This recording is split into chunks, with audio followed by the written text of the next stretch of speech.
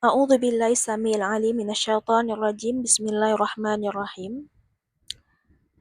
Ketika perempuan sudah baligh mengalami haid, maka dia juga nantinya akan keluar cairan, baik itu yang namanya qussatul bayda atau mani, madhi, wadi. Nah, keempat cairan ini mempunyai ciri-ciri masing-masing, mempunyai penyebab yang berbeda. Untuk itu, dia ada yang suci, ada yang najis, ada yang membatalkan wudhu, ada yang tidak membatalkan wudhu, ada cara mengangkat najisnya dengan melalui mandi, ada cukup berwudhu. Untuk itu kita perlu tahu apakah cairan ini termasuk mani, madhi, atau sebagainya. Cairan merupakan hal yang biasa terjadi pada perempuan, pertanda juga dia mempunyai hormon yang cukup stabil. Dan untuk itu juga, ketika mengeluarkan cairan, itu tandanya vagina kita lagi sehat. Malahan, kalau tidak keluar, ditakutkan nantinya akan terjadi iritasi karena kering, gitu kan.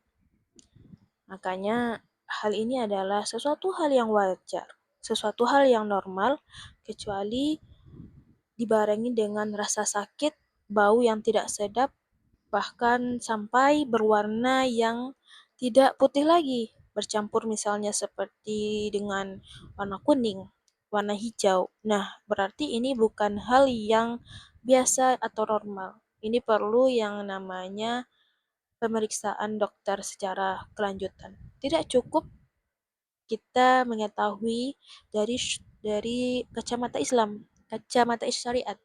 Perlu yang namanya pemeriksaan agar kesehatan kita lebih pasti. Dan nantinya kita tidak akan mengalami terlalu lama dalam hal yang seperti ini. Kita perlu yang namanya dokter untuk memberhentikan darah yang terlalu banyak keluar. Kita perlu dokter mencek apakah rahim kita sehat ataupun tidak. Sedangkan dari kacamata syariat, kita perlu hukumnya. Apakah hukum ini suci? Apakah ini halal? Apakah ini sah untuk dibawa sholat? Nah, itu adalah gunanya hukum syariat. Untuk itu, syariat dengan kedokteran dalam fikih wanita, pembahasan haid, nifas, istiadah, perlu juga yang namanya pendapat dokter. Tidak hanya menurut kitab-kitab para ulama.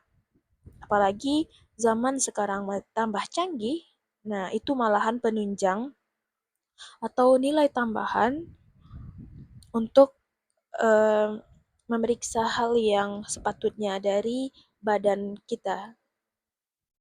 Sedangkan kalau menurut kitab, kita hanya tahu tentang hukum-hukumnya saja tanpa kita tahu pasti apakah kita dalam keadaan sehat ataupun tidak. Nah, untuk itu kita nanti akan membahas permasalahan suci atau tidaknya, mandi wajib ataupun tidaknya, dan kita juga nanti dibarengi dengan sedikit keilmuan dari segi kesehatan.